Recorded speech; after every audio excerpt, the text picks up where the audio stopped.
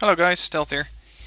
This time I'm looking at a Eastern Bloc Mechanized deck, and I'm going to go through this deck pretty quickly because I've been talking a lot for the last few days. I know, not recording videos, but doing my actual offline job, if you will. Gave a few workshops, so that put quite a strain on my voice. You may even hear it now. So I'm going to cut this video a bit short, and we're going to go through this Mechanized Urban Block deck pretty quickly. TheBrex sent it in, and he wants to use this for 3v3, 2v2, and maybe 4v4, focusing mostly on urban settings. So we're going to see how well that deck can perform that role. Starting with logistics, I'm seeing one issue right off the bat, which is a high amount of command vehicles. He has 10 command vehicles total, which is, as far as I'm concerned, too many. You don't need that many of them. Either go with command infantry and rely on your teammates to capture the other zones as far as they need capturing. The other alternative is to go for one command vehicle, which will give you 7, but they're much easier to hide if they're infantry, of course. You just stuff them in a building somewhere. Considering this is focusing on urban combat, and I think that he will be holding the zone himself, I would be focusing on the command infantry, and that may put you at a disadvantage somewhere later on in the game. But for now, I'm going to need those activation points for something else, which is a logistics truck. The current Mi-8 transport helicopter or logistics helo may not be able to land inside a town without getting shot down either by small arms fire or by AA missiles. So what I'm going to be using is either the 815 or the Kolos. They're simply the same truck. So it's really up to you which kind of country you prefer. Personally, I don't care, but I just want to have the capability of ferrying in my supplies by ground. Moreover, these things actually carry more supplies than the helicopters. Helicopters only carry 1500, and the 815s carry 2400. So you're going to have to pump 2 of these helos, and you're going to drain almost both of them in order to refuel one of these, so that this one can send its supplies to your infantry and resupply them with anything that they need. Fob is definitely a welcome addition. Some people don't like them. Personally, I always go with the fob just because I want to have a supply base for helicopters and artillery, and I don't want to have to bring in supply vehicles. Next up, infantry, and this is where this deck has its major assets, because the infantry does get a bit of a veterancy bonus due to the mechanized specialization. We're going to be looking at 2 things here. One is the mechanized vehicles themselves, because that is a major asset to this deck, being that, for example, the Vidra has quite a good autocannon. The second, of course, is the infantry he picked, and whether that infantry is the right choice for the right job.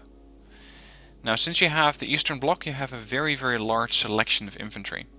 You have all different sorts of combinations you can make. You have different types of price pointing or pricing. Let's take the Motorschützen 90, which is a shock troop infantry. You will take a penalty to the availability, but they are more effective. Compare that to the base Motorstrelci, and you're going to see that they are significantly cheaper, half the price, but that you will be suffering on other fronts. They're only regular trained and they have an inferior weapon.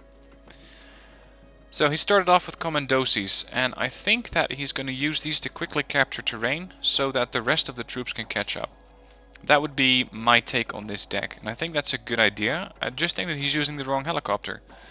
Because the Mi-2 is moving at only 200 kph, and yes, it can still cut corners. It can still be faster than ground vehicles most of the time. But if you have access to the Sokol, why not use that? Because the Sokol has an autocannon, and this autocannon even has a bit of armor penetration, so it can take on vehicles if it has to, which can be a major support for your Commandosis and allow your forces to survive as the rest of your army catches up. So I'm going to delete the Commandosis in the in the Mi-2T, and I'm going to put a W3T Sokol with these guys. Next up, he has some AA. It's a bit spread out, so I'm going to compare these to the Igla ones. The Grom is the main AA infantry that you want to have in this deck. Let's limit it so you can see.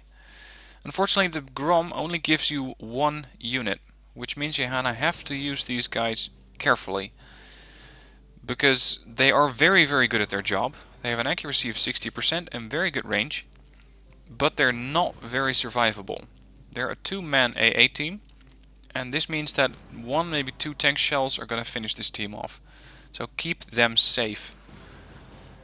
Also, you have the choice of going with either 7 or 5, and I think 7 for this deck would be best, because you are going to be doing a lot of urban fighting, so you will take hits from artillery, bombing runs, and possibly tanks. So make sure you have a bit of reserve here. Let's go with 7 Groms. And as far as the transport goes, the Promet, it's not a great vehicle, but it does have a bit of AA capacity, and most helicopters will underestimate these things and take some fire, maybe get stunned so that the Grom themselves can take out the helicopter as it's being stunned, so ineffective or either immobile. So I agree with the Groms here. Then the Igla 1s, let's see, this is I believe not exactly, yeah, this is the right choice. Because this is, as far as pricing is concerned, the most expensive AA unit, and usually that also means that it's the most effective one. You get 9 of these at Veteran, which will boost their accuracy to about 50% if you're lucky. And the moment they start actually killing stuff, you're going to be upfetting these guys to Elite, which will make them even more accurate. The vehicle that he picked for these is the MZTM. And that's really the only choice that you have here. You got the MZTM, which is just basically an MTLB, or an SPW 50PK. Now let me compare these things so you can see exactly what the difference is between these. What you're looking at is a transport that is a bit faster, and I'm talking the MTLB. It has the same amount of armor, it is faster amphibious, but it carries a different machine gun. You can see that the NSVT machine gun on the 50PK is slightly more effective than the PKT, but personally I'd prefer having faster transports to make sure I can get my infantry delivered faster than have a better machine gun, because the machine gun is not what I get this unit for. So I agree with this choice here of going with the MTLBs. Next up, we're going to have a look at anti-tank infantry, and you have quite a long list here with all sorts of different possibilities again. He went with the Concours. The Concours, personally I would go with the Concours M. So if you compare these two, you're going to see that for 5 points more, you're going to have 5% more accuracy and quite a bit more armor penetration. And this can mean the difference between actually killing a tank and getting your infantry killed. The main difference here lies in that 3 armor penetration and the accuracy. The accuracy will mean that the missile will actually hit its target, and the armor penetration will mean that you are more likely to inflict heavy damage and thus heavy stun damage on a tank. And that'll either make it miss or give you the capability of having another unit finish off whatever unit you're firing at. They are more expensive though, and they do not have the same availability. But we have a ton of points here, we have a ton of cards available, and they only cost 1 per point. So what I'm going to do is upvet these and go with the Vidra 2, because the autocannon can make sure that the Concours M troops themselves get a bit of anti-infantry protection. And because their accuracy is pretty good, it's 50, I'm going to go with Hardened to make sure I have a bit more of those. Next up, we're seeing some Panzerinovci here. I hope I'm pronouncing that correctly. Panzerinovci are fire support squads, and he brought in a very high amount of these. They are basically small teams of only 5 guys with an RPG. That's what they are. But unlike the standard RPGs, they're a lot more accurate, 70%, and they even can engage other infantry. And that makes this basically one of those recoilless rifle troops that the Western forces mostly use, which is quite handy in a town, but there might be other units that are more suitable for this. On the other hand, I agree with his choice here, because you can spread these guys out all over your town. They're cheap. They're only 10 points, but what I would do is upvet them to make sure I have 14 with even better accuracy. Now the transport that he picked for these is the BVP-1, which is not exactly my favorite transport. It does have a bit of armor, it does have the Malyutkas, but is not likely to hit with those, and the Grom only has an accuracy of 20%. Now 20% accuracy on a main gun like this is not very good, especially since you have a pretty low rate of fire of only 9 rounds a minute. Personally, I'm much more attracted to the Vidra 1, because while this thing has less accuracy, it has a much improved rate of fire of 450 rounds a minute. So you will be more likely to start inflicting casualties on any infantry that's moving up. Of course, if you want to have a sort of double anti-tank capacity, both in the Panzerinovci themselves and the BVP, go with the BVP, because this one has 12 armor penetration. The Vidra 1 only has 2, so you're likely to kill transports, but not anything else. The BVP may actually get lucky. It may be able to kill a tank if it gets a good flanking shot on it. But for me, they're not really worth it. So I'm going to switch these out and get the Vidra 1 with 14 of these. Also makes them... no, it doesn't make... it does not make them cheaper. They're still 15 points. Next one he has is Sapri, or Saprozi, I should say. Napalm troops. Very effective in towns, because most people start to bunch up their infantry as they're doing urban warfare. And the Saprozi can really quickly thin those guys out. It's basically a poor man's Spetsnaz. And I'm saying poor man's because you will not see the same performance from these guys as you will from Spetsnaz. They're regular trained troops, they're more likely to miss, they're more likely to panic, and they're not going to be using their weapons as effective as Spetsnaz. But they're only half the price, or even less than half the price. So definitely want to have a couple of these in, and preferably at the highest veterancy, so that's veteran here. And that's what he went with. Transport wise, he went with the Krak.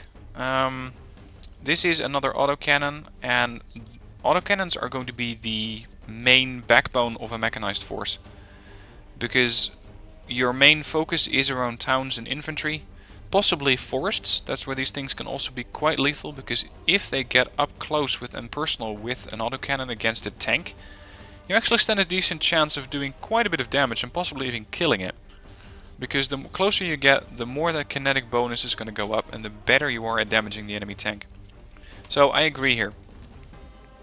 Now that leaves me with 2 cards of Motorschützen 90 here. One of them is in the BMP-2C and one of them is in the BMP-2. If you have a look at the BMP-2C, you can see that the difference is in that the BMP-2C carries the Concours, which is not carried by the standard BMP-2. And the Concours is actually quite a lot better than the other ATGM, for example the Milyutka of the BVP, because you can see that it has 10% more accuracy and 7% or 7 points more armor penetration. So definitely worth investing in a Concours here, because it gives you quite a bit of standoff AT capacity. Now with the Motorschützen, he has 14 of these at veteran, and then some, let's see, elite in the BMP-2. There's all sort of different ways you can start to look at this deck. Let's see, what kind of unit would I like to have here? The Motorschützen, of course, have a very high anti-tank capacity of 24. But I think that you don't really have any holding infantry. And by holding infantry, I mean cheap infantry that can hold a town so that your main force, for example, of Commandosis, Granatomets, and the high upvetted Motorschützen can actually start pushing. So what I'm going to do is delete this card.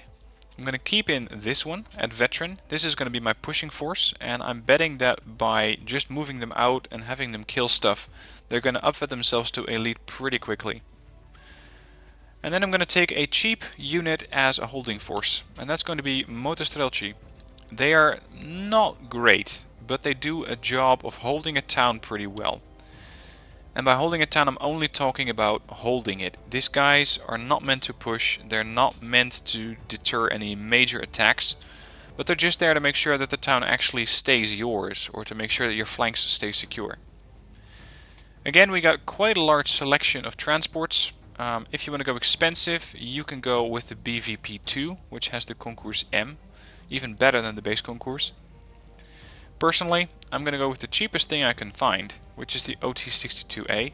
I can go with the B, which is the Tarasnice recoilless rifle, but it's not really worth it. And I want these guys to be as cheap as possible, so that for, say, 30 points, maybe 45 if I'm feeling abundant, I can put some Motostrelci in the buildings and have them secure that town. Have them keep the town so the rest can push up. So I'm just going to go with 18 of those. And then finally, the last unit that I hadn't discussed yet is the Granatomet, the AGS-17, very nice anti-infantry weapon. If you use these in tandem, you're going to see them wipe out towns very quickly. Unless you come up against something like Navy SEALs, that's where both of these infantry units might start to struggle. But having a grenade launcher inside a town with quite a long range of 1225, and trust me, that's not something you're going to be using often, because simply of the reason that the urban blocks are too close together. But if you park these guys at the edge of the town and you have, for example, say some Motorschützen which can destroy a vehicle before it gets close, or even the Concours M, and you manage to take out a transport, the AGS can make sure that the infantry that's going to come out of the transport has a terrible day with the AGS. So as far as I'm concerned, this is a good rounded setup. It's not the most offensive, but for a 2v2 you may want to have more of a general toolbox than a very specialistic anti-infantry weapon. Now, as far as support goes, this has to support our infantry, so we definitely want to have a long-range anti-air platform in there to make sure that it's not so easy for the enemies or for the enemy players to start bombing the forces that we have in the town. So a Niwa is a good choice here. You can even park some of the Strela 10Ms in the town to make sure that you don't have the same problem with helicopters. Because that's something that, while the Niwa is good at, it is not mainly designed to do. This thing has a 4.5 kilometer range for a reason, and it only carries 4 of those very high HE power missiles. So make sure this thing actually starts to fire at planes, because hitting a helicopter with these kind of missiles, that's a slight bit of overkill. So the Strela 10M, definitely a good choice. If you want to go slightly more expensive, you can go with the Tor, which can do both. It can go after airplanes and helicopters, but it's radar guided, and this one is infrared, which means a lot less headache for you, because it's not going to be as easily targeted. Carries 12 missiles, good accuracy. The one thing you need to know about these guys is that they will not be in range before, say, a longbow gets in range. So a longbow could start sniping these guys, which is something that you do see happen from time to time. If that is the case, you could try pushing your Niwa up, but it's going to be expensive. Better is to start pushing them back, say with, where are they? The Grom, which have quite good range and are not likely to get hit. Anyway, back to support. He has a Sopol. This is one of the nicest AA units that is in the game as far as I'm concerned, because it can do multiple things quite well. It can stun helicopters with the ZSU-23-2. And it has 8 long-range, or medium-range really, Grom AA missiles. Good against helicopters, not so good against airplanes, but very nice accuracy. They carry 8 of these, so unlike some of those AA helicopters or AA units, you don't need to resupply these guys as often. And finally he has a couple of Tunchas, which is of course the mortar carrier.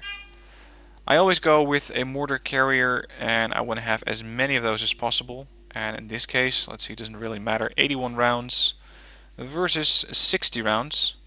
So in this case, I will go with the Pram S, because it has more rounds and exactly the same weapon system really. Same rate of fire, same dispersion, same HE, same everything. So we're going to go with the Pram S, and I'm going to take 7 of those, because mortars, as far as I'm concerned, are supposed to fire for effect in a larger area. I don't want them to engage one specific area, but I want them to stun a larger region. Next up, tanks. And tanks is something where mechanized decks are going to need some help from other players.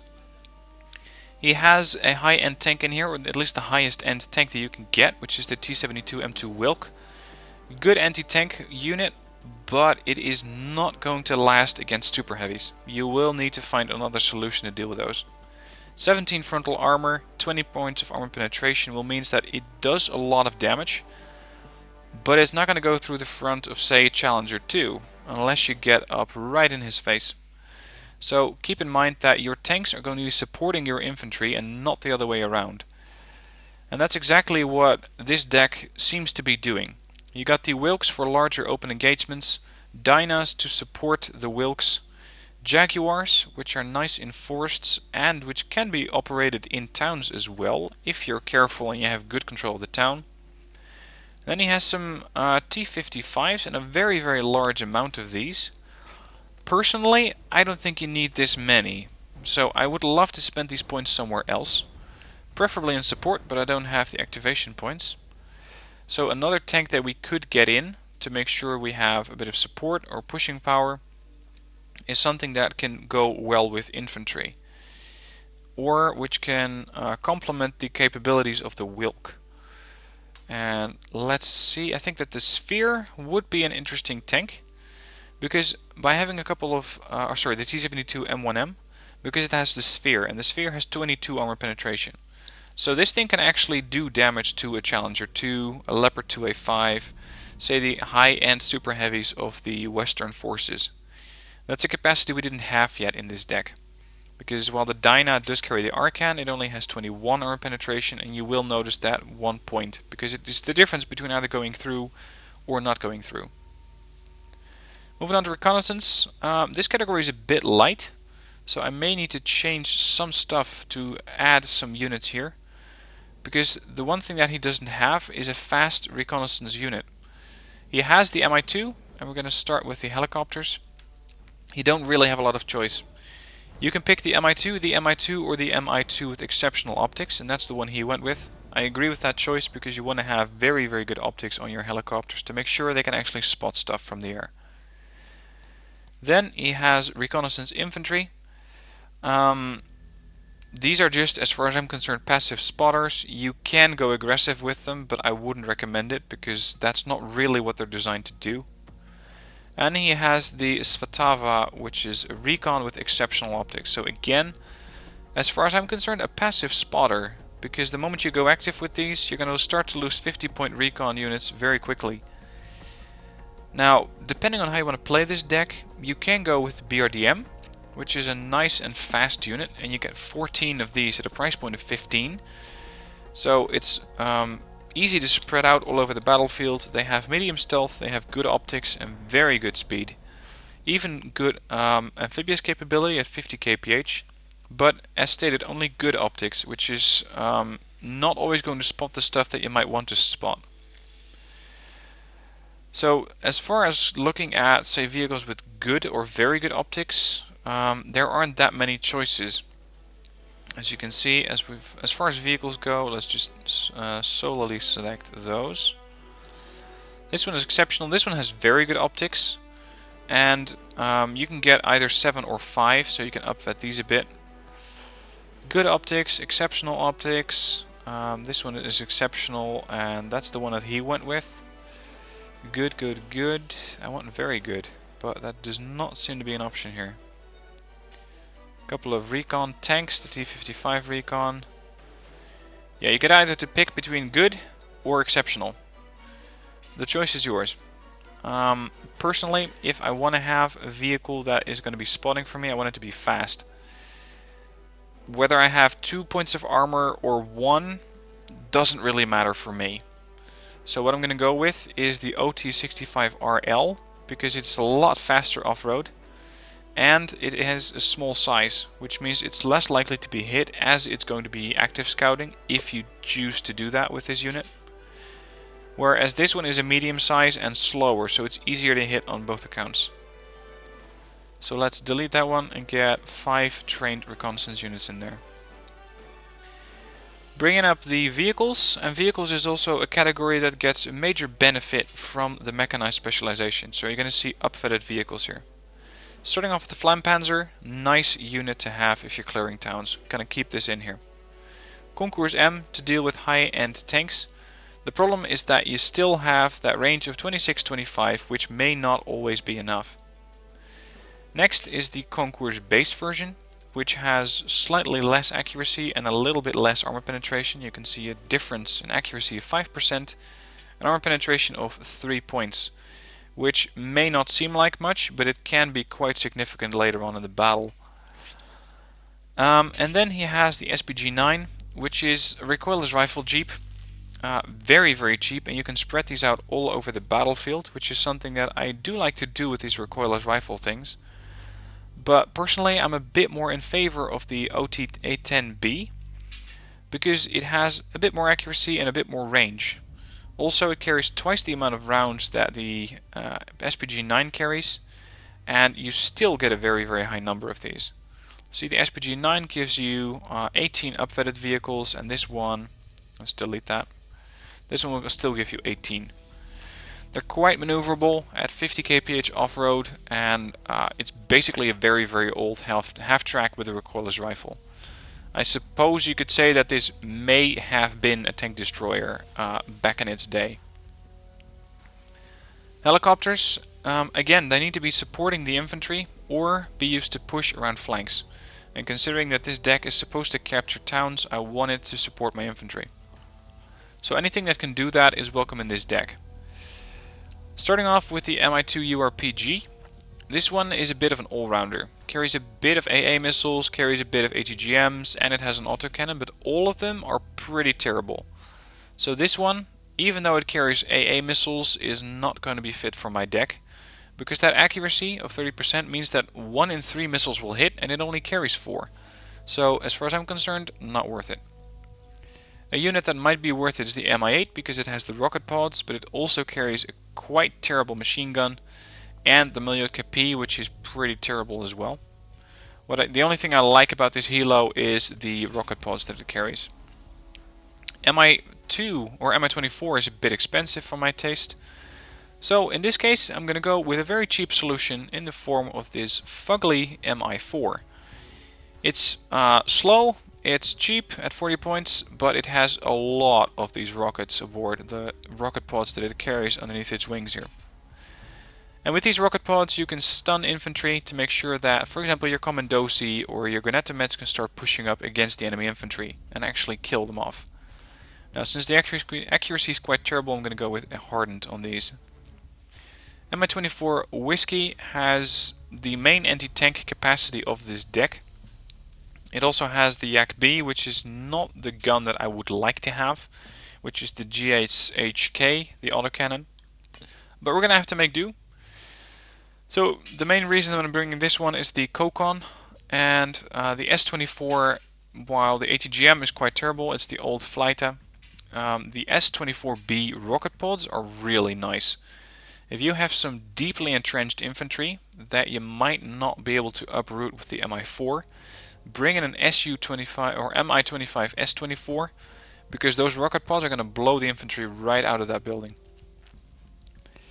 Now again, air support, same profile. I want them to support my infantry. So the MiG-29 912A with its napalm bomb can do that very, very nicely.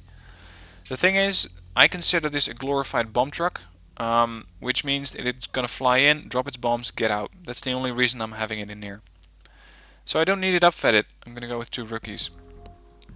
Air superiority fighters, we only have, I believe, this one as our top fighter. And that means that your AA capacity is not great, but don't underestimate these planes, because they might not be as expensive, their ECM might be a little less, but they have a turn radius of only 300. And with a lot of fire and forget weapons, these things are quite good dogfighters. So get these guys in to make sure you have anti-airplane capacity. Let's select all and go to the MiG-23. If you're dealing with larger groups of vehicles, you want to have a cluster bomber in here, and that's what he has. And he has a seed. The one thing that he doesn't have, and that's why I'm going to sacrifice the MiG-23, one thing he doesn't have is a multi-role anti-vehicle unit. And the Seria 30 is an ideal plane for that. It's not particularly pretty, but it has a very, very effective anti-tank missile. 30 armor penetration, 50% accuracy, and a 3.5 kilometer range. Means that with a veterancy bonus, this thing is going to be accurate to about 60-62%. And that's going to be able to take out super heavies as you're dealing with them, which is something that we didn't really have in this deck yet. Now naval section is empty, so I'm going to skip over that. And this is a deck that I think is slightly better from the deck that TheBrex93 has sent in. But let me know what you think about it. I'm looking forward to seeing what kind of units you would take, so let me know in the comments down below. If you have a deck that you want to send in, the link to doing that is in the deck code or in the description down below, and make sure you have a good description for your deck. I still get decks from time to time which have the description of I want to know how to improve it. I instantly delete those decks. No disrespect, but you're giving me nothing to work with if you say I'm gonna use this deck and I want you to improve it. TheBrex93 did a very good job here, and he said I want to use this deck in 3v3, 2v2 and urban settings, and I want to know if there are any improvements to be made in the infantry section and the air section.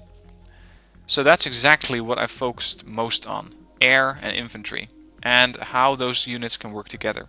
So the moment you give me something to work with, something like that, I can actually give you a very good deck review. If you want to use this deck, the code is in the description down below. Make sure you delete any hyphens from it, so that's the dash next to your 0 on your keyboard, because sometimes the editor will copy that and you're going to get an invalid deck code. So make sure you delete those. Anyway, with that, we've reached the end of the video. Let me know what you think of it. Give it an upvote if you think it was good. And if you haven't subscribed yet, make sure you do so, because I try to give you a daily fix for Wargame video every day.